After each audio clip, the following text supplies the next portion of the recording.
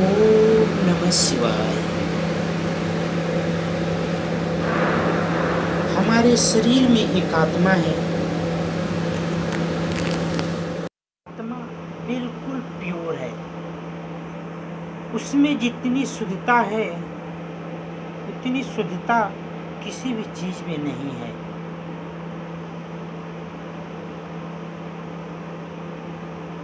वो आत्मा को शरीर में परमात्मा ने भेजा है ताकि कुछ अच्छाई का प्रचार हो सके, कुछ अच्छा हो सके। जैसे सोना को अगर हम प्योर सोने का गहना बनाना चाहें तो नहीं बन सकता है। उसको गहना बनाने के लिए कुछ मिलावट की जाती है, तब वो हम काम में ले सकते हैं और उसे श्रृंगार के रूप में यूज कर सकते हैं। उसी तरह परमात्मा ने शरीर दिया है आत्मा के साथ में, लेकिन हमें जब ज्ञान नहीं था तो अलग बात है। लेकिन अब तो ज्ञान हो गया कि हमारे शरीर में एक आत्मा है जो बिल्कुल प्योर है, लेकिन हम इस शरीर के द्वारा उस आत्मा में क्या क्या भर देते हैं, आत्मा मलिन हो जाती है। फिर हमारे विकृति ऐसे विचार आने लगते हैं कि विकृतियां भी वृक्क हो जाती है।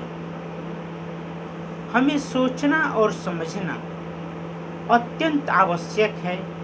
हमें बस हमेशा ये ध्यान में रखना है कि हम बिल्कुल प्योर हैं।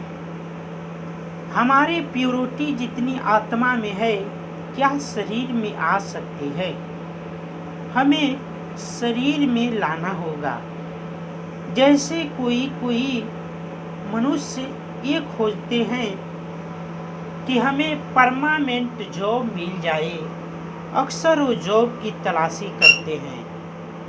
उसी तरह हमारी आत्मा शरीर में आने पर यही सोचती है, यही परमात्मा से मांग करती है कि हे परमात्मा, हमें ऐसे शरीर में प्रवेश दो ताकि पुनः उसके द्वारा मैं ऐसा कर्म कर सकूं कि फिर आप में आकर मैं मिल सकूं। आपसे बहुत दूर हूं। लेकिन बचपन में शरीर छोटा होता है तो सब कुछ अच्छा ही दिखता है।